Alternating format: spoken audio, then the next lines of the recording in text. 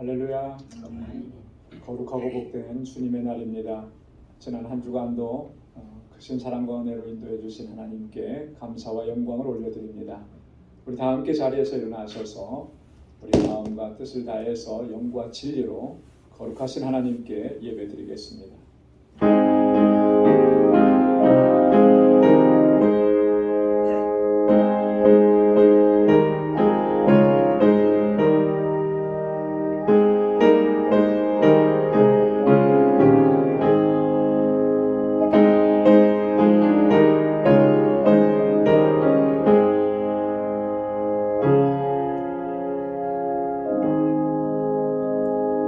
찬양하라, 하나님을 찬양하라. 찬양하라, 우리 왕을 찬양하라. 하나님은 온 땅의 왕이심이라. 지혜의 시로 찬양할지어다. 하나님이 열방을 치리하시며 하나님이 그 거룩한 보좌에 앉으셨도다. 열방의 방백들이 모이며 아브라함의 하나님의 백성이 되셨도다. 세상의 모든 방패는 여호와의 것이며 저는 지존하시도다. 아멘. 자비하시고 거룩하신 여호와 하나님 아버지, 오늘도 주님의 복되고 거룩한 날을 예비하시고 저희들을 주님의 보좌 앞으로 불러주셔서 이렇게 하나님을 경배하고 찬양하며 예배케 하심을 감사합니다. 지난 한 주간 동안의 세상의 삶, 찢기고 상한 심령으로 이 시간 주님 앞에 나왔습니다. 우리를 긍휼히 여겨주시고 하늘의 위로와 평강으로 덧입혀 주시고 다시 거룩하게 하셔서 이 시간 하나님께서 받으시기에 합당한 예배 주님께 올려드리는 저희들 되게 하여 주옵소서. 성령께서 우리 마음과 생각을 온전히 주장하셔서 오직 하나님만 예배하는 이 시간 되도록 인도하여 주옵소서. 우리의 예배를 받아 주옵시고 주님의 은혜와 주의 평강으로 가득히 채워 주옵소서. 예수님의 이름으로 기원하옵나이다. 아멘.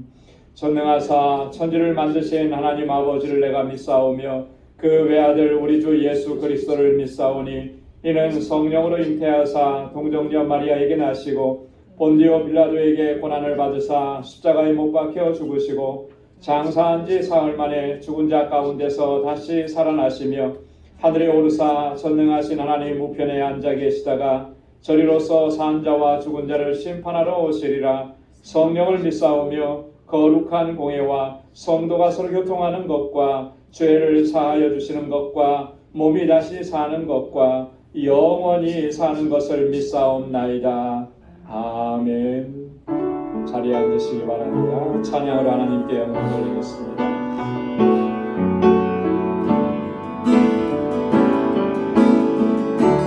사람이 넘치기보다 사람이 넘치기보다 사랑이 넘치는 교회 안에 섬김을 원하기보다 섬김의 기쁨 알아가는 교회. 다시 한번 사람이 넘치기보다 사람이 넘치기보다 넘치는 교회 섬김의 기쁨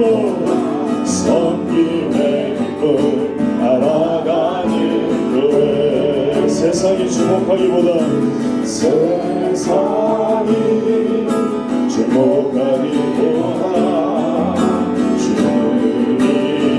주목하는 교회 화려한 겉모습보다 겉모습보다 중심이 주를 향한 교회. 아멘. 주님이 피로 사신 아름다운 교회, 서로 사랑함으로 하나 되는 교회. 주님이 머리 되신 거룩한 교회, 우리 함께 만들어가요. 내 작은 생각보다도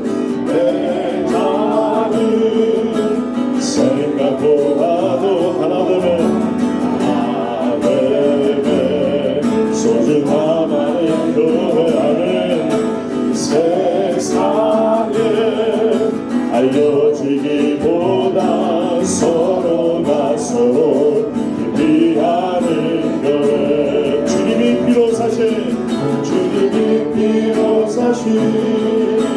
아름다운 교회 서로 사랑함으로 하나 되는 교회 주님이 머리 대신 거룩한 교회 우리 함께 만들어가요.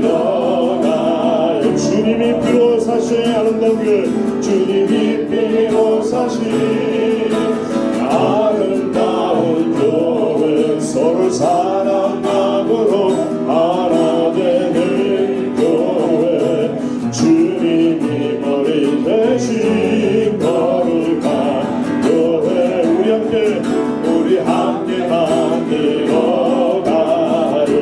주님이 피로 사신 한 번 더 주님이 피로 사신 아름다운 교회 서로 사랑함으로 하나 되는 교회 주님이 머리 대신 거룩한 교회 우리 함께 만들어가요. 우리 함께 만들어가요. 우리 함께 만들어가요. 아멘 아멘 아멘.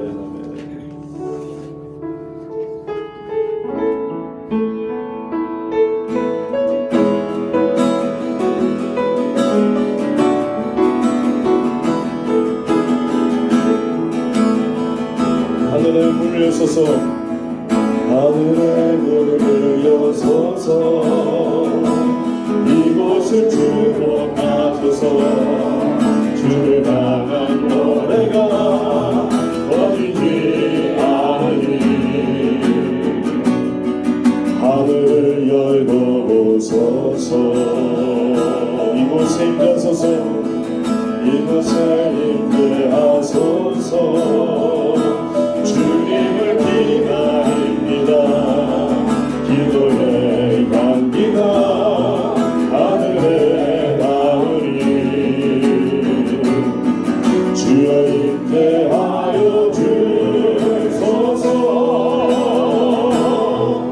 이곳에 오셔서 이곳에 앉으소서 이곳에서 드리는 예배를 받으소서 주님의 이름만이 오직 주의 이름만 이곳에 있습니다. 이곳에 오셔서 이곳에 앉으소서 이곳에서 드리는 예배를 받으소서 예수의 이름만이 예수의 이름 오직 예수 이름만 오직 예수 이름만 영광을 받으소서 이곳에 오셔서 이곳에 앉으소서 이곳에서 드리는 예배를 받으소서 주님의 이름만이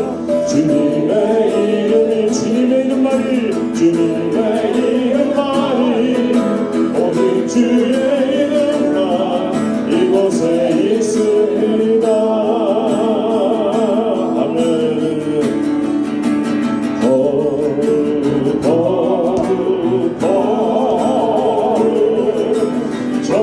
전능한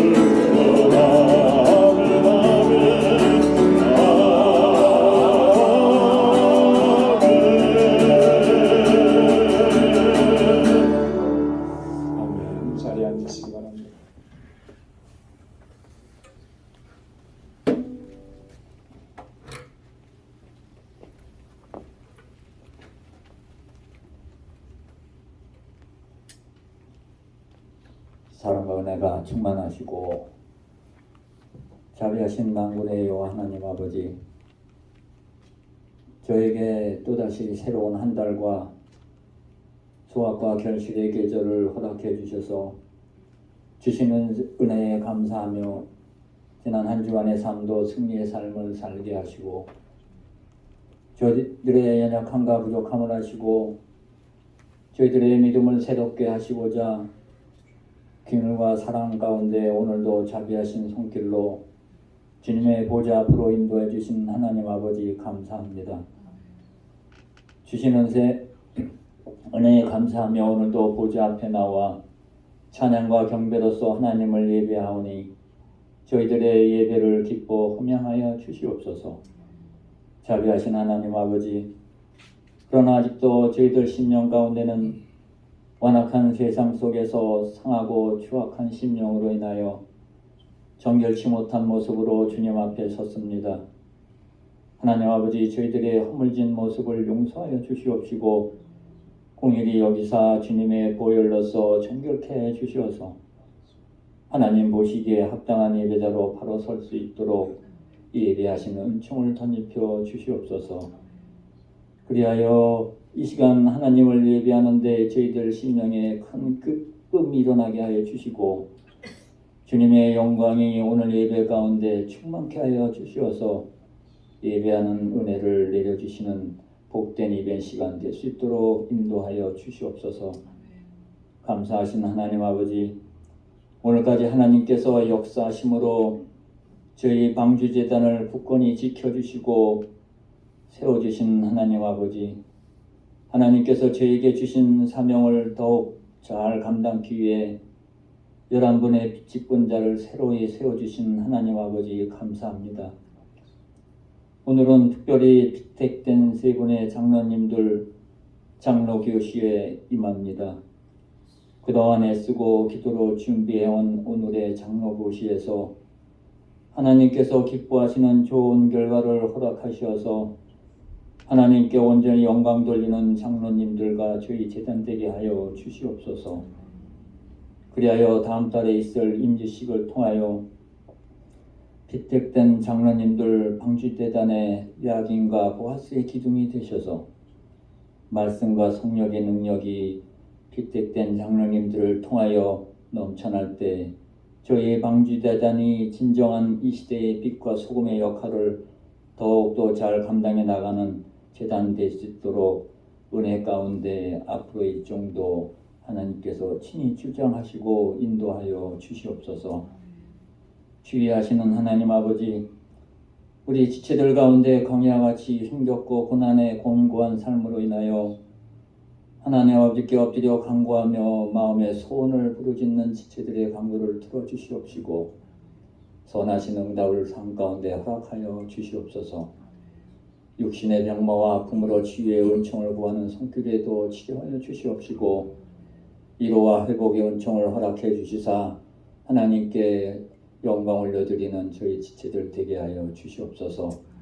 하나님 아버지, 선교주와 선교사님들을 위해 기도합니다. 수학의 계절에 지난 시간 영원 구원의 사명을 위해 선교사님들 흘린 땀방울과 헌신한 모든 것들이 이 계절에 귀한 열매를 맺는 은총을 허락하여 주시옵소서. 특별히 알라메다 방주교회를 기억해 주시사 현지의 사역지와 곧 동역자들 하늘의 권능으로 함께하여 주시어서 그곳에서 죽어가는 많은 심령들을 구원해 나가는데 부족함이 없게 채워주시옵시고 인도하여 주시옵소서. 이곳 재단에서 자라나는 자녀선들을 위해 기도합니다. 이들이 성장하여 이 재단과 다음 세대에 귀하게 쓰임받는 자녀들 될 수 있도록 항시 말씀과 믿음 가운데 양육되기를 원합니다. 전도사님과 지도교사들 능력과 지혜를 허락하시어서 이들을 양육하는 데 부족함이 없게 인도하여 주시옵시고 그 수고와 헌신을 기억해 주시사 하늘의 귀한 복으로 은혜 내려 주시옵소서.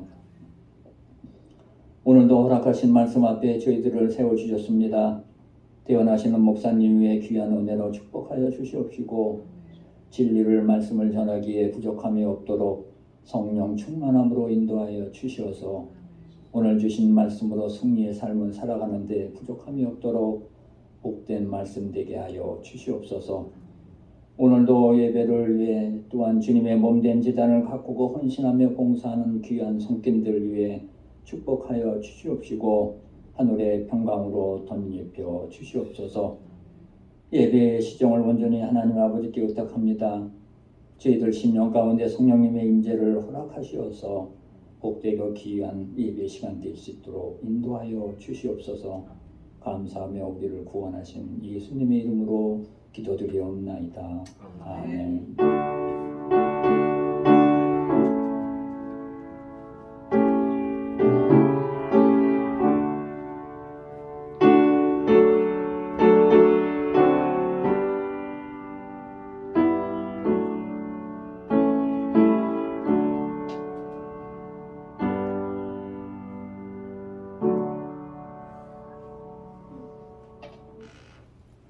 오늘 우리에게 주시는 하나님의 말씀은 마태복음 제23장 1절로 12절 말씀입니다. 마태복음 제23장 1절로 12절까지 말씀 제가 봉독하겠습니다. 이에 예수께서 무리와 제자들에게 말씀하여 가라사대 서기관들과 바리새인들이 모세의 자리에 앉았으니 그러므로 무엇이든지 저희의 말하는 바는 행하고 지키되 저희의 하는 행위는 본받지 말라. 저희는 말만 하고 행치 아니하며 또 무거운 짐을 묶어 사람의 어깨에 지우되 자기는 이것을 한 손가락으로도 움직이려 하지 아니하며 저희의 모든 행위를 사람에게 보이고자 하여 하나니 곧 그 차는 경문을 넓게 하며 보수를 크게 하고 잔치의 상석과 회당의 상자와 시장에서 문안받는 것과 사람에게 랍비라 칭함을 받는 것을 좋아하느니라. 그러나 너희는 랍비라 칭함을 받지 말라. 너희 선생은 하나요 너희는 다 형제니라. 땅에 있는 자를 랍비라 하지 말라. 너희 아버지는 하나이시니 곧 하늘에 계신 자시니라. 또한 지도자라 칭함을 받지 말라. 너희 지도자는 하나이니 곧 그리스도니라. 너희 중에 큰 자는 너희를 섬기는 자가 되어야 하리라. 누구든지 자기를 높이는 자는 낮아지고 누구든지 자기를 낮추는 자는 높아지리라. 아멘. 할렐루야. 아멘. 하나님께서는 이 세상 가운데서 하나님의 계획과 하나님의 뜻을 이루시기 위해서 교회를 세우셨습니다. 이 하나님의 뜻과 하나님의 계획이라고 하는 것이 교회를 통해서 이루고자 하시는 그 하나님의 뜻 계획이 무엇이겠습니까? 그것은 첫째로는 죄인들을 구원하시는 거예요. 교회를 통해서 세상에 죽어있는 영적으로 죽어있는 그 죄인들을 구원해서 하나님의 백성을 삼으시는 것. 이게 가장 큰 뜻이라고 하는 것이죠. 또한 교회를 세우시는 것은 이 땅에 하나님의 나라를 건설하시는 것입니다. 우리가 죽어서 가는 천국만이 아니라 이 땅에서도 하나님의 나라를 누리고 하나님의 백성으로 살아갈 수 있게 하시기 위해서 교회를 세우신 겁니다. 그렇기 때문에 이 교회라고 하는 공동체는 아주 매우 특별한 공동체라고 하는 것이죠. 세상에 있는 그런 공동체와는 확연하게 구별이 되는 특별한 공동체인 것입니다. 그렇기 때문에 교회가 이런 하나님의 뜻과 하나님의 계획을 잘 감당해 나갈 때 그때 비로소 존재 가치가 있는 것이고 또 하나님께서는 이 교회를 통해서 영광을 받으신다라고 하는 것입니다. 여러분 교회는 또 하나의 특징이 이 거룩한 공동체라고 하는 거예요. 교회가 거룩한 공동체라고 일컬을 수 있는 그 이유가 뭐냐면 두 가지입니다. 첫째는 교회를 세우신 하나님이 거룩한 분이시기 때문입니다. 여러분 우리가 하나님의 성품에 대해서 여러 가지를 기억을 하는데 그 중에 가장 우선하는 가장 근본적인 성품이 뭐냐면 거룩하심이라고 하는 거예요. 그 거룩하신 하나님께서 이 교회를 세우셨습니다. 그렇기 때문에 당연히 이 교회 공동체도 거룩한 것이죠.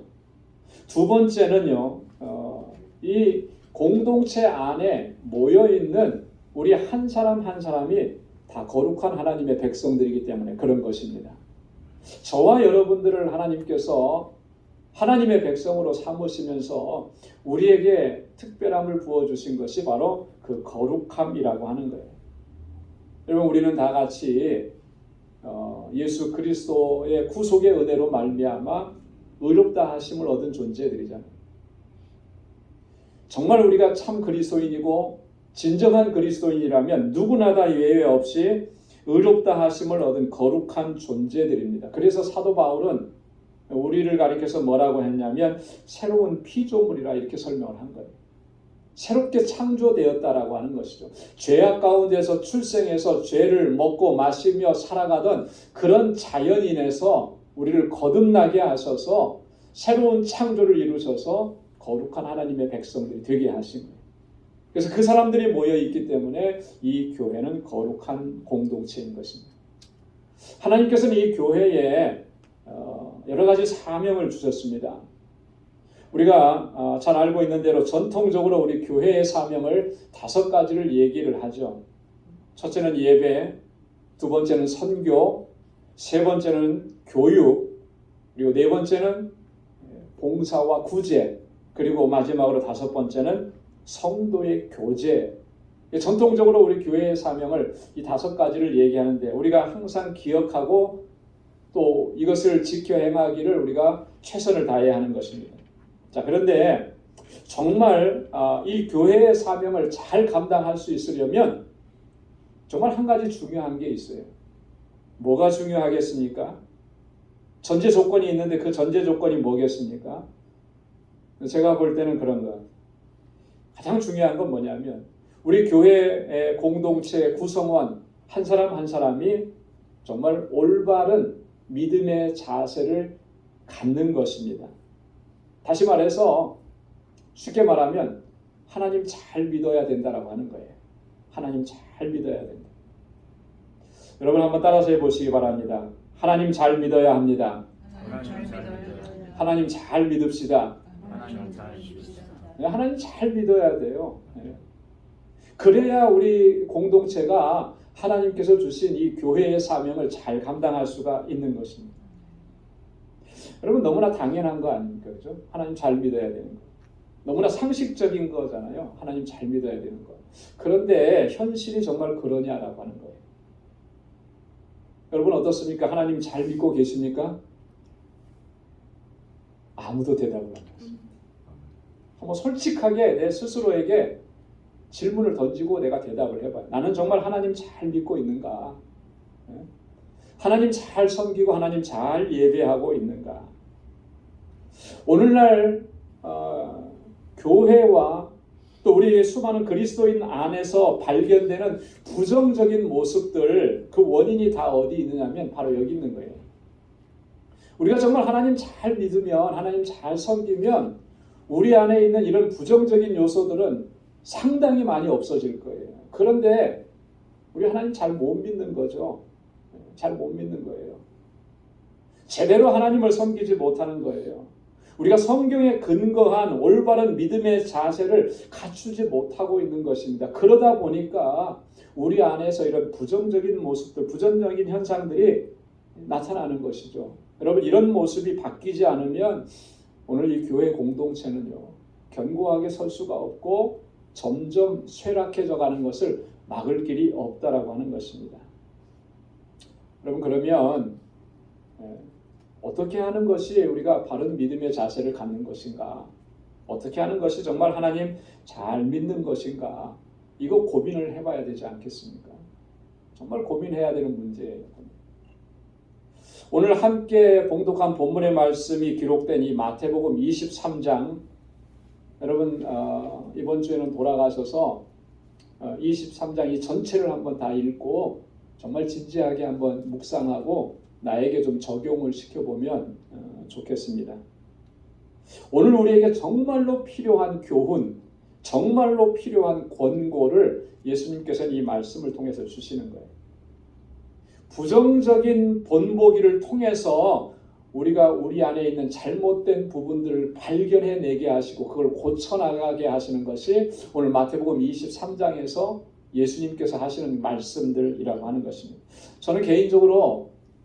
성경의 많은 내용들 가운데 통틀어서 가장 무서운 예수님의 말씀이 기록된 곳이 바로 이 마태복음 23장이라 그런 생각이 듭니다. 왜 그러냐면 여러분 뒤에도 읽어보시면 아시겠지만 예수님께서 당시에 바리새인들 서기관들을 향해서 뭐라고 말씀하셨냐면 화 있을진저라고 저주하시는 거예요. 너희에게는 화가 있을 것이다. 이걸 무려 몇 번이나 말씀하셨냐면 7번이나 그렇게 반복해서 말씀하십니다. 예수님이 어디서도 이렇게 분노하시고 대노하시면서 저주를 선포하신 일이 없어요. 여기에만 기록이 되어 있습니다. 물론 대상은 분명하죠. 바리새인들과 서기관들이요. 이렇게 얘기하는 거예요. 여러분 당시에 바리새인들 서기관들은요. 자타가 인정하는 최고의 종교 지도자들이었습니다. 누구보다도 하나님을 잘 섬기고 잘 믿는다고 하는 그런 사람들이었습니다. 누구보다도 하나님의 율법을, 율례와 법도를 잘 알고 있다고 떵떵거렸던 사람들이 바로 이 바리새인들 서기관들이었다라고 합니다. 자기들만 그런 게 아니라 백성들도 다 그렇게 인정을 했던 사람들입니다. 자, 그런데 예수님만은 그렇게 보시지 않았다라고 하는 거예요. 예수님은 그렇게 보시지 않은 거예요.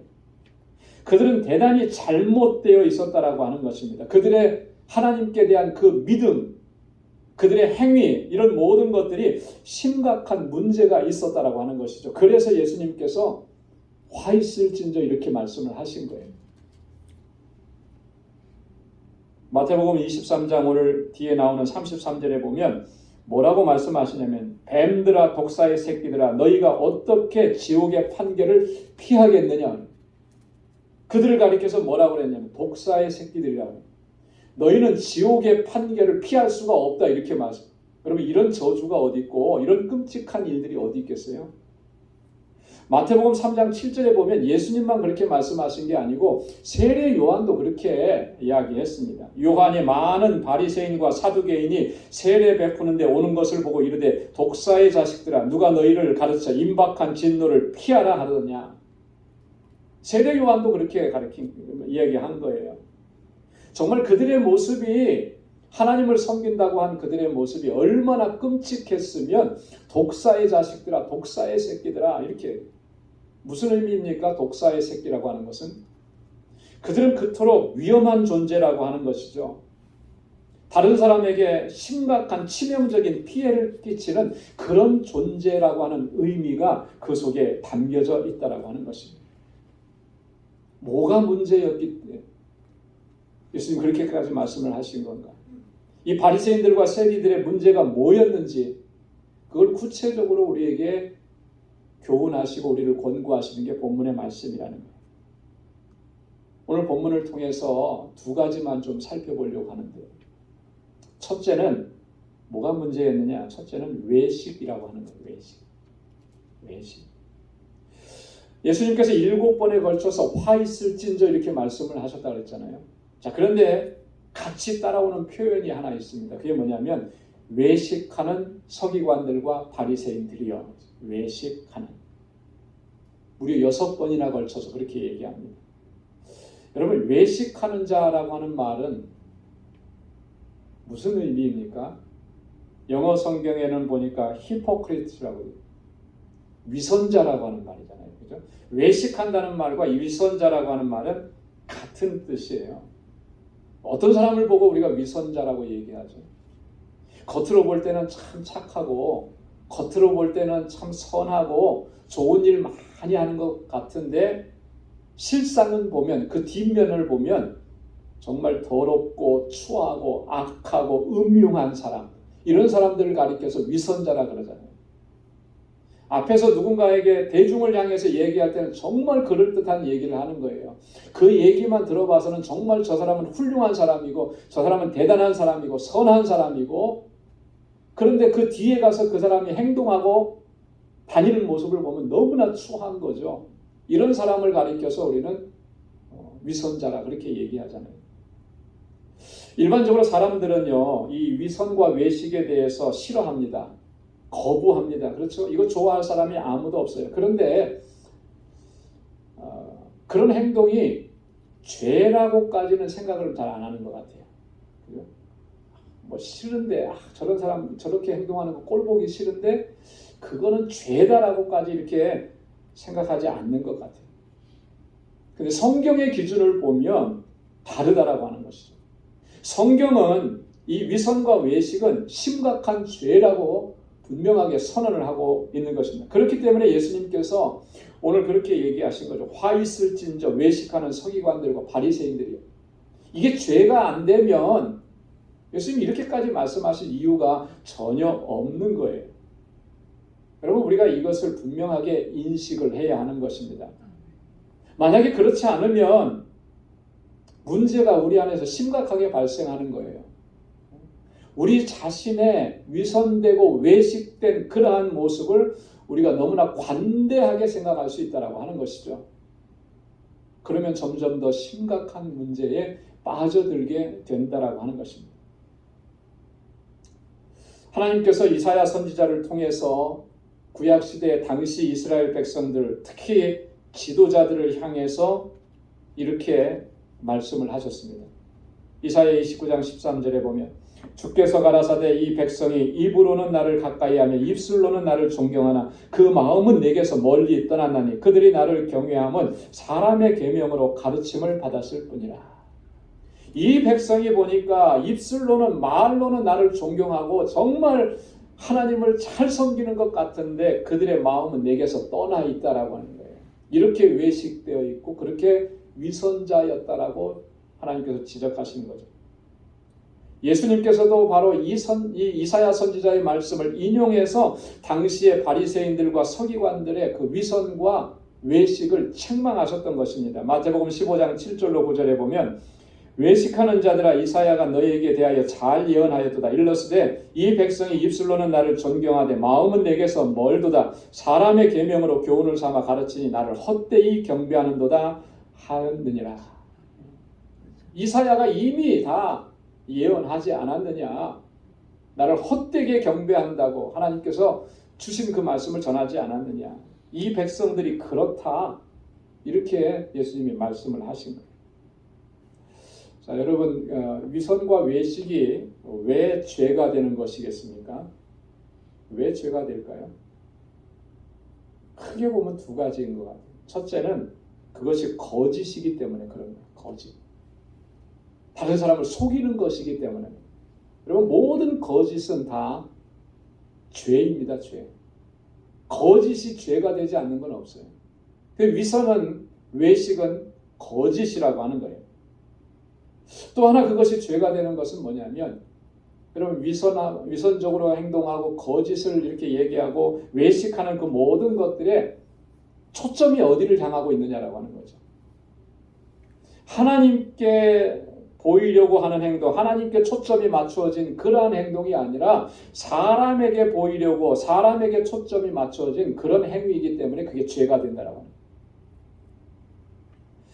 여러분, 우리 그리스도인들의 삶에 우리 모든 말과 생각과 우리의 행동들은 모두가 다 누구를 향해야 하느냐면 하나님을 향해야 하는 거예요. 하나님을 향해야 하는데 그게 사람을 향하고 있습니다. 그러면 그게 하나님 보실 때 죄가 된다라고 하는 것입니다. 그래서 예수님께서 오늘 본문에서도 2절과 3절에 그렇게 말씀하셨잖아요. 서기관들과 바리새인들이 모세의 자리에 앉았으니 그러므로 무엇이든지 저희의 말하는 바는 행하고 지키되 저희의 하는 행위는 본받지 말라. 저희는 말만 하고 행치 아니한다 그랬습니다. 모세의 자리에 앉아서 저들이 하는 말들이 하나님을 향해서 하는 말이 아니고 사람을 향해서 하는 말이기 때문에 그들은 말은 많이 했지만 그러나 행하지 않는 이런 모습들 때문에 저들을 본받지 말라. 그렇게 말씀을 하고 계신 겁니다. 여러분, 이 위선과 외식의 가장 두드러진 특징이 바로 이런 거잖아요. 말만 많이 하고 실제로는 행하지 않는 거. 여러분, 신앙생활 하면서 이게 얼마나 심각한 문제냐라고 하는 것이죠. 이게 하나님 앞에서 죄가 되는 거예요. 이거는 믿음이 아닙니다. 야고보는 그렇게 말씀했어요. 그렇기 때문에 이런 것들은 죽은 믿음이다, 거짓 믿음이다, 헛것이다 이렇게 얘기한 거죠. 죽었다라고 하는 것은 그것 자체가 믿음이 아니라는 거잖아요. 야고보서 2장 17절에 보니까 이와 같이 행함이 없는 믿음은 그 자체가 죽은 것이라. 야고보서 2장 20절에 보니까 아하 허탄한 사람아 행함이 없는 믿음이 헛것인 줄 알고자 하느냐. 야고보서 2장 26절에도 보니까 영혼 없는 몸이 죽은 것 같이 행함이 없는 믿음은 죽은 것이니라. 왜 죽은 것입니까? 그 거짓이기 때문에 그런 거예요. 말로는 그렇게 말했지만 실제로 행하는 것이 없으니까 그게 거짓이잖아요. 여러분, 우리의 믿음의 자세가 어떤지 우리가 정말 우리 자신의 모습을 진지하게 살펴야 할 줄로 믿습니다. 우리의 마음의 중심이 하나님을 향하지 않으면 그 삶의 모습은, 믿음의 모습은 외식되고 위선적으로 갈 수밖에 없다라고 하는 거예요. 사람들이 관심을 갖고 사람들이 주목하는 것에 초점을 맞추면서 우리가 신앙생활하고, 목회자인데 제가 여러분들이 관심을 갖고 여러분들이 좋아하는 것, 여러분들이 추구하는 것, 거기에다만 초점을 맞추어서 제가 목회를 해나간다면 저는 위선자인 거죠. 외식하는 자인 거예요. 사람에게 초점을 맞추고 있기 때문에. 여러분들의 관심과 여러분들의 초점을 하나님께로 향하도록 그렇게 이끌어가야 될 책임이 저한테 있는 거예요. 그래서 우리가 정말 하나님께 초점을 맞추지 못하는 이런 모습을 볼 때마다 너무나 안타까운 거죠. 하나님 믿는다고 하는데, 하나님 섬긴다고 하는데, 하나님 예배한다고 하는데 여전히 우리의 관심과 초점은 세상에 가 있는 거예요. 이런 믿음의 자세로 어떻게 하나님을 기쁘시게 하고 어떻게 하나님께 영광 돌리는 삶을 살아갈 수가 있는가? 과연 그러고 내가 정말 예수 그리스도의 보혈로 의롭다 하심을 얻었다라고 우리가 확신할 수 있겠는가? 내가 생각하는 것과 내가 살아가는 삶의 모습에 이런 괴리가 생기게 되면 우리의 믿음에 현저한 문제가 지금 생기고 있다라고 하는 것을 보여주는 것입니다. 사랑하는 성도 여러분, 우리가 정말 신앙생활하면서 가장 경계하고 주의해야 할 것 중에 하나가 바로 이런 모습이 되지 않도록 하는 것이라는 것이죠. 하나님 앞에서나 사람 앞에서나 언제나 진실하고 한결같은 삶의 자세를 견지할 수 있기를 바랍니다. 사람에게 초점을 맞추는 것이 아니고 오직 하나님께 초점을 맞추고 하나님을 주목하는 그런 믿음의 삶을 견지해 나가는 우리 모두가 될 수 있기를 주님의 이름으로 축원합니다. 두 번째로 오늘 예수님께서 바리새인들과 서기관들의 모습 속에서 발견해내신 심각한 문제가 뭐냐면 이런 거예요. 그들은 섬김을 받기를 좋아한다. 상자와 상석을 좋아하고 락비라 칭함을 받는 것 좋아하고 섬김 받는 것 너무너무 좋아한다. 이게 문제라고 합니다. 오늘 6절 7절 말씀에도 보면 잔치의 상석과 회당의 상자와 시장에서 문안받는 것과 사람에게 랍비라 칭함을 받는 것을 좋아하느니라. 이런 거 좋아한다는 거예요. 여러분 이런 거 싫어할 사람이 누가 있겠습니까? 그렇죠? 여러분 누군가가 와서 좀 저희를 이렇게 나를 무시하는 그런 기분 되게 나쁘잖아요. 그죠? 화도 나고. 그래 누군가가 와서 나를 높여주고 자리도 상석에 앉혀주고 극진하게 예우해주고 나를 잘 섬겨준다면 기분이 어떨 것 같습니까? 너무 행복할 것 같아요. 너무 좋죠. 네. 다 이런 거 좋아해요. 싫어하는 사람 없습니다. 그런데 문제는 뭐냐면 이러한 일들이 결국에는요 심각한 결과를 초래하는 그런 무서운 독이 그 안에 숨겨져 있다라고 하는 거예요. 우리가 이거 간과하면 안 되는 거예요. 여러분 이런 대우받는 거 사실 처음에는 굉장히 어색합니다. 누군가가 나를 이렇게 다 받들어주고 하는 거. 그런데 이게 조금 반복이 되고 시간이 지나가면 이 어색함은 사라지게 돼요.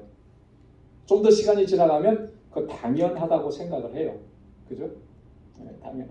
그런데 여기서 조금 더 한 걸음 더 나아가게 되면 어떻게 되느냐면 이런 대우를 안 해주면 그때부터 속에서 끓기 시작하는 거죠.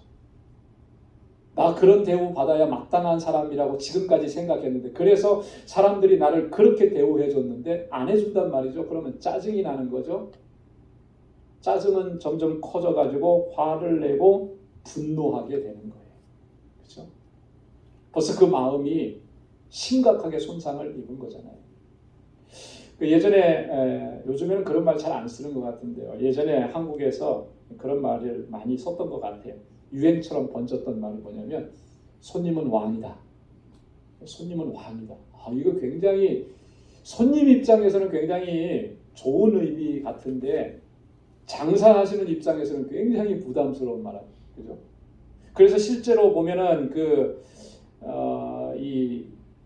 이런 말들을 사용하면서 막 갑질을 하는 이런 커스터머들이 많았다고. 그래서 사회 문제로까지 발생하고 그런 일들이 있었습니다. 왜 화를 내고 왜 분노하고 왜 갑질을 하는 것이겠습니까? 내가 왕인데 왕 대접 안 해준다라고 하는 거 아니겠어요? 그죠? 손님은 왕인데 그 왕 대접 안 해주니까 화가 나는 거예요. 나를 그렇게 무시하느냐 이렇게 얘기하는 거죠. 요즘에는 손님은 왕이다 그런 말 잘 안 하는 것 같아요. 자, 근데 문제는요, 교회 안에서도 이런 현상들이 있다라고 하는 거예요. 교회 안에서도. 교회 안에 와서도 우리가 신앙생활하면서 왕처럼 섬김을 받으려고만 해. 우리 교회라는 찬양 우리 첫 번째 곡을 불렀잖아요. 섬김을 받기를 원하기보다 섬김의 기쁨을 알아가는 공동체, 이게 바로 교회 공동체인데, 내가 왕이 되려고 하는 거예요. 나는 왕이야. 나를 섬겨줘야 돼. 자신을 위해서 교회가 다 해줘야 돼. 여러분, 이렇게 신앙생활하면 이거 심각한 문제가 있는 거예요. 미국의 대통령 중에 한 분 존 F 케네디 1961년인가 대통령 취임하면서 그분이 했던 유명한 연설 하나 있잖아요. 여러분 다 기억하실 겁니다. 국가가 여러분에게 무엇을 해주기를 묻지 말고 여러분이 국가를 위해 무엇을 할 수 있는가를 물어보십시오. 굉장히 아주 이 연설로 인해서 하나의 국가관에 대한 어떤 터닝 포인트가 생기는 것 같아요. 그죠? 국가가 여러분들을 위해서 뭘 해주기를 원하기보다, 그걸 묻기보다, 우리 다 그러잖아요. 우리 뭐 좀 하면 이 나라가 나를 위해서 해주는 게 뭐가 있냐 이렇게 얘기하잖아요. 그건 묻지 말라요. 더 이상. 이제 내가 국가를 위해서 어떻게 해야 될까, 뭘 해야 될까, 국가가 필요한 것이 뭔가 이런 거 물어야 될 때 아니에요. 이게 성숙한 시민 아니겠느냐 이런 연설인데, 이게 우리 교회 공동체 안에도 동일하게 적용할 수 있는 것 같아요. 교회가 나를 위해서 뭘 해줘야 되나, 교회는 나를 위해서 다 해줘야 되는 거 아니냐, 이렇게 묻지 말라는 거예요. 더 이상. 그건 아주 어린아이 때나 그렇게 물을 수 있는 거죠. 부모님이 나를 위해서 뭘 해줘야 되는가, 이거 묻는 건 어린아이 때 하는 거 아니겠습니까? 이제 성숙한 그리스도인이 되었으면, 성장한 어른이 되었으면 내가 부모님을 위해서 뭘 해드릴까, 이거 찾아야 되는 거 아니에요? 내가 교회를 위해서, 내가 하나님께서 세워주신 이 교회를 위해서 뭘 해야 되는가, 하나님께서 뭘 원하시는가, 이거 묻고 이거 찾아가야 되는 거 아니겠습니까? 여러분, 우리가 신앙생활하면서 오늘 본문의 말씀을 통해서 우리에게 교훈하시는 것은 그런 거예요. 가장 우리가 경계하고 주의해야 될 것 중에 하나가 바로 이런 거라는 거죠. 랍비라 칭함을 받고 상석과 상좌를 좋아하고 섬김을 받는 것 좋아하는 것, 이거 경계하라는 것입니다. 그 반대가 되어야 한다라고 하는 것이죠. 이것이 오늘 우리 주님께서 우리에게 가르쳐 주시는 교훈입니다. 그리고 우리가 신앙생활을 하면서 꼭 가슴에 새겨야 되는 거예요. 잊혀지지 않도록. 그래서 오늘 본문 말씀에도 11절 12절 결론에서 이렇게 주님 말씀하셨잖아요. 우리 한번 다 같이 읽어보도록 하겠습니다. 너희 중에 큰 자는 너희를 섬기는 자가 되어야 하리라. 누구든지 자기를 높이는 자는 낮아지고 누구든지 자기를 낮추는 자는 높아지리라. 아멘. 너희는 섬기는 자가 되고, 너희는 다른 사람을 높여주는 자리에 서야 된다. 다른 사람을 높이고 섬기고, 그게 우리가 갖추어야 될 바른 믿음의 자세라고 하는 것입니다. 예수님은 섬기는 자로 이 땅에 오셔서 자신을 대속물로 내어주셨습니다. 그러면서 우리에게 이렇게 말씀하셨잖아요.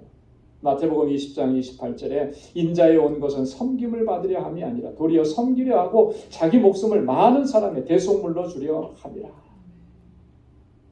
예수님도 이 땅에 섬기는 자로 오셔서 자신의 모든 것을 다 대속물로 내어주셨는데 우리가 뭐라고, 내가 뭐라고, 나는 섬김을 받기를 원하고 나는 왕이고 교회는 나를 위해서 뭐든지 다 해줘야 되고, 여러분 이렇게 우리가 신앙생활하는 거, 이거 너무나 심각한 문제라고 하는 거예요. 여러분 우리가 섬김의 자리에 서지 못하고 섬김을 받으려고만 하고 상자와 상석을 좋아하고 랍비라 칭함을 받고 목사라 장로라 권사라 이렇게 칭함을 받는 것만 좋아한 그 안에 그 마음이 여전히 높아지고 여전히 교만한 상태라고 하는 것을 보여주는 것입니다. 이건 굉장히 심각한 거예요. 하나님을 섬기고 예수님을 따르고 우리가 믿음으로 산다고 하는데 이렇게 섬김을 받으려고만 하고 이렇게 상좌만을 좋아하는 것, 이게 왜 심각한 상태에 있다라고는 하나님께서는 교만한 자를 꺾으시고 그를 물리치시기 때문에 그런 거예요. 하나님이 꺾으시는 거예요. 하나님께서 물리치시는 거예요. 그래서 베드로전서 5장 5절로 6절에 베드로가 그렇게 권고합니다. 젊은 자들아, 이와 같이 장로들에게 순복하고 다 겸손으로 서로 겸손으로 허리를 동이라. 하나님이 교만한 자를 대적하시되 겸손한 자들에게 은혜를 주시니 그러므로 하나님의 능하신 손 아래서 겸손하라. 교만한 자는 하나님이 대적하시는 거예요. 은혜는 누구에게 주시느냐 하면 겸손한 사람에게 은혜를 주시는 거예요. 이게 하나님의 원칙이고 하나님의 방식이기 때문에 그렇습니다. 오늘 이 본문의 말씀을 통해서 우리가 정말로 경계해야 되고 주의해야 되고 조심해야, 그렇게 바른 믿음의 자세를 가져야 되는 것, 크게 두 가지를 말씀을 해주셨잖아요. 거짓된 이런 외식과 위선을 철저하게 경계해야 합니다. 하나님 앞에서나 사람 앞에서나 늘 진실하다. 하나님 앞에서 진실하면 사람 앞에서도 진실하게 되어 있어요. 섬김을 받으려고만 하는 이런 교만한 마음을 우리가 경계하고 항상 겸비한 마음으로 우리 주님께서 걸어가시고 행하셨던 것처럼 그 자리에 우리도 서서 섬김의 삶을 살아갑니다. 그럴 때 우리 방주 공동체가 하나님께서 영광 받으시는 그런 공동체가 되고 또 하나님의 뜻하신 일들을 온전히 이루어가게 될 줄로 믿습니다. 기도하겠습니다. 하나님 아버지, 참 감사합니다. 오늘도 하나님 귀한 말씀을 통해서 우리를 깨우쳐 주시고 권고하시고 우리의 믿음의 실존을 바로 볼 수 있도록 도와주시고 하나님 앞에 바로 세워갈 수 있도록 은총을 허락해 주시니 감사합니다. 하나님, 우리의 마음의 중심이 오직 여호와 하나님을 향할 수 있도록 도와주옵소서. 주님께서 이 땅에 오셔서 우리에게 보여주신 그 믿음의 길을 우리도 순종하며 따라갈 수 있게 하시고 가장 낮은 자리에 서서 주님처럼 섬기는 자로 살게 하시고 주님이 대속물로 자신을 다 내어주신 것처럼 우리의 모든 것을 다 하나님의 영광을 위해서 우리의 지체들을 위해서 헌신하고 내어줄 수 있는 우리 믿음의 권속이 되게 하여 주옵소서. 그래 우리 방주 공동체가 진정한 믿음의 공동체, 하나님께서 기뻐하시는 공동체가 되고 주님 오시는 그날까지 하나님의 계획과 뜻을 이루어가는 아름다운 공동체가 되도록 은혜 베풀어 주옵소서. 감사하고 예수님의 이름으로 기도드리옵나이다. 아멘. 찬송 212장 부르시면서 준비하신 예물 하나님께 드리겠습니다.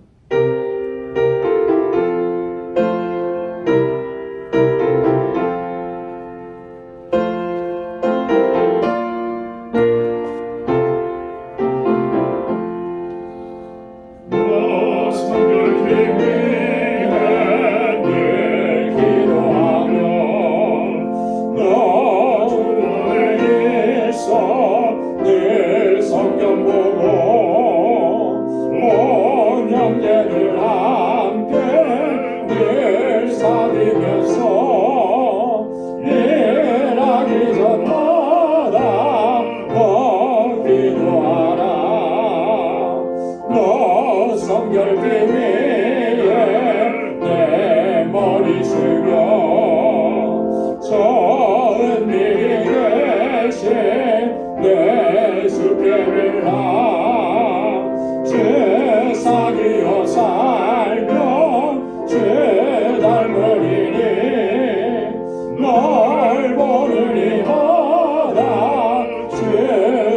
살아가라.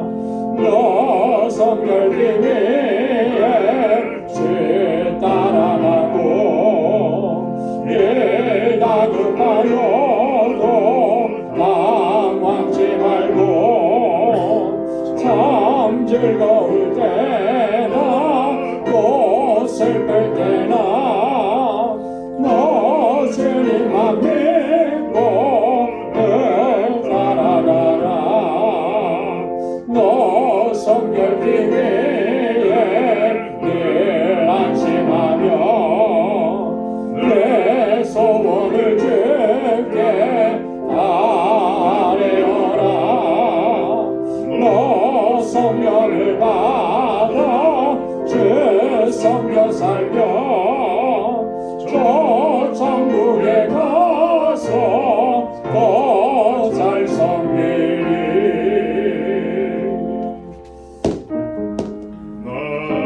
나가신 모든 것 다 주의 것이니 그 많은 귀한 선물을 다 주께 바치네.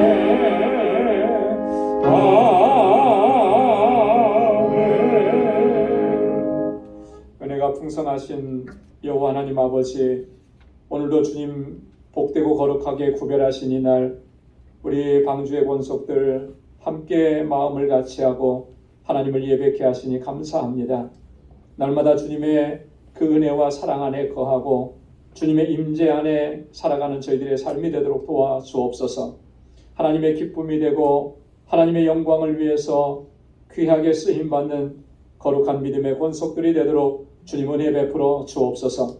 지금까지 우리에게 베풀어 주신 하나님의 은혜, 그 은혜 때문에 우리가 여기까지 올 수 있고 또 이 자리에 설 수 있음을 늘 기억하며 늘 감사하며 하나님을 찬양하는 저희의 삶이 되기를 소망합니다. 하나님 그 감사의 마음으로 구별하여서 하나님 물질을 주님 앞에 올려드립니다. 감사의 예물로, 11조의 예물로, 선교의 예물로, 또 구제의 예물로, 건축 예물로 하나님 우리의 마음과 뜻과 기도의 제목과 정성을 담아 하나님 주님 앞에 봉헌하오니 하나님 기뻐 흠양하여 주옵소서. 늘 감사하며 살게 하시고 고난과 역경과 환난도 주님의 주시는 약속의 말씀을 붙잡고 이겨낼 수 있는 굳건한 믿음을 저에게 허락하여 주옵소서. 아버지의 뜻대로 온전한 순종으로 나아갈 수 있도록 우리의 삶을 온전히 주장하시고 늘 성령으로 충만케 하여 주옵소서. 어디에 있든지 무엇을 하든지 예수 그리스도의 증인으로 살아가게 하시고 이 생명의 복된 말씀을 전하는 하나님의 귀한 백성들 되게 하여 주옵소서. 주님의 몸된 교회가 정말 하나님께서 기뻐하시는 아름다운 공동체로 세워져서 이 세상 가운데 영혼을 구원하는 구원의 방주로서의 사명 잘 감당하게 하시고 우리 모든 지체들 서로 사랑하고 아끼고 위로하며 함께 한 마음으로 하나님의 뜻을 이루어가는 그러한 공동체가 되도록 도와주옵소서. 우리에게 허락해 주신 귀한 은혜와 복을 이제는 세상으로 흘려보내게 하시고 아버지의 마음과 주님의 눈길이 머무는 그곳을 향해서 주님의 사랑을 전할 수 있는 우리 모두가 되게 하여 주옵소서. 오늘도 하나님 여러 모양으로 주님 앞에 나와 섬기고 봉사하고 수고하는 사랑하는 주의 종들의 그 헌신을 받아주시고 아버지 하나님 또 한 주간의 삶을 향하여 나아갈 때 우리의 발걸음을 지켜 주옵소서. 우리 사랑하는 성도들의 가정과 직장과 생업의 터전을 이 한 주간도 견고하게 지켜주시고 어디서 무엇을 하든지 누구를 만나든지 복에 근원된 삶을 살아갈 수 있도록 인도하여 주옵소서. 모든 것 감사하옵고 예수님의 이름으로 봉헌 기도드리옵나이다. 아멘.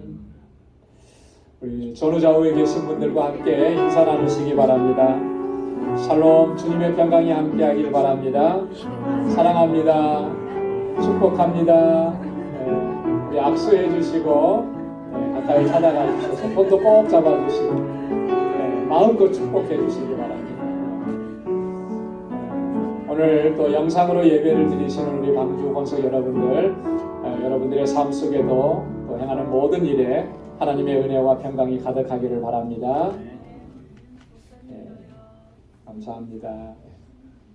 교회 소식 전해드리도록 하겠습니다. 오늘 이제 11월 첫째 주일입니다, 그죠?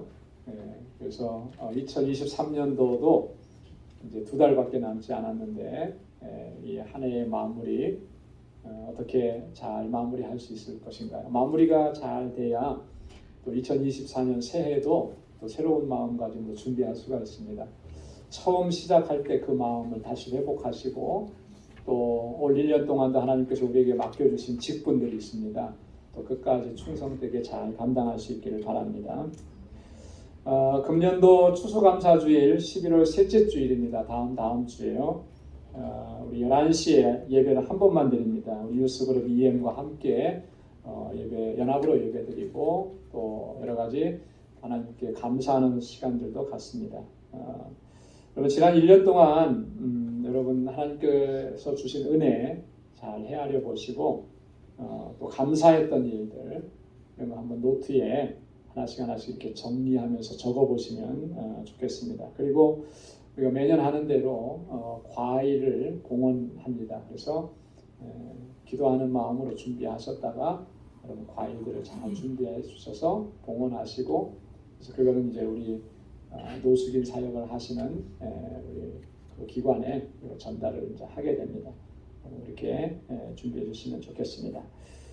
우리 연합 찬양제 다음 주에 있습니다.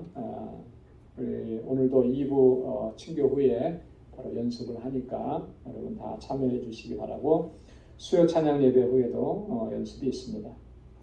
우리 장로님께서 기도해 주셨는데 오늘 저녁 7시에 우리 피택 장로님 3분 노회 장로고시 시험이 있습니다.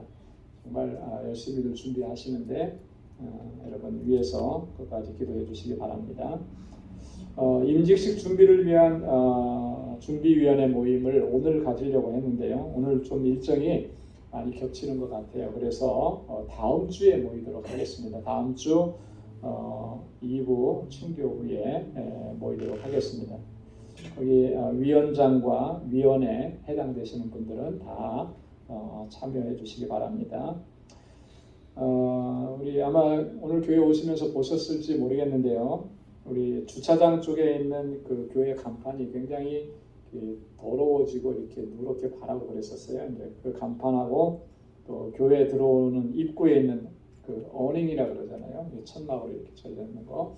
그 2가지를 우리 그 문정검 집사님, 최현옥 집사님이 우리 헌물을 해주셔서 교체를 했습니다. 그리고 지하 친교실에 내려가면 게시판이 있는데 그것도 루디아 권사님 해주셔서 다 이렇게 새롭게 고쳤습니다. 또 헌신하신 분들께 감사드리고 또 우리 또 교회를 위해서 또 더 많은 관심과 또 사랑을 가지고 또 우리가 함께할 수 있기를 바랍니다. 11월 생일 맞으신 분들 축하드리고 우리 2부 친교 때 축하하는 시간을 갖겠습니다. 11월 친교 봉사는 사구역에서 준비해 주시면 감사하겠습니다. 그리고 임직식이 12월 3일 이제 한 달 앞으로 다가왔어요. 물론 피택 되셔서 이제 임직을 받으시는 분들도 기도하면서 준비하고 계시리라고 믿는데 우리 모두도 우리 온 교회가 마음을 같이 해서 함께 기도해야 될 것 같습니다. 여러분 기도 많이 해주시기를 바랍니다. 다 함께 자리에서 일어나셔서 268장 1절 부르시겠습니다.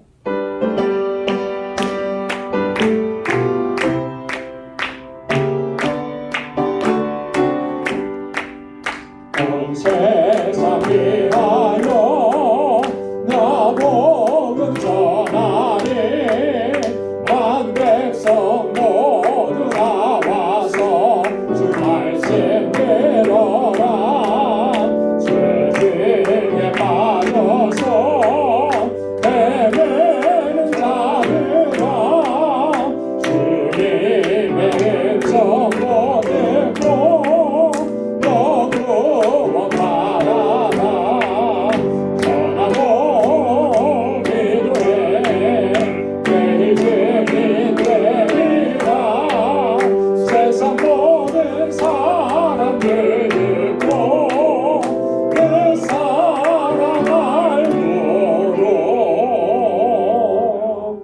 아멘. 이제는 우리 주 예수 그리스도의 무한하신 은혜와 하나님 하나님 아버지의 크고 놀라우신 사랑과 성령의 위로 교통 충만하심의 역사가 우리의 마음의 중심을 오직 하나님께로 향하고 겸비한 마음으로 주님의 섬김의 본을 따라가며 그렇게 하나님의 뜻을 이루어가기를 주님 앞에 결단하는 우리 광주의 모든 믿음의 권속들과 또 저들의 가정과 직장, 생업의 터전과 학업부에 이제로부터 영원까지 함께 하시기를 간절히 축원하옵나이다. 아멘.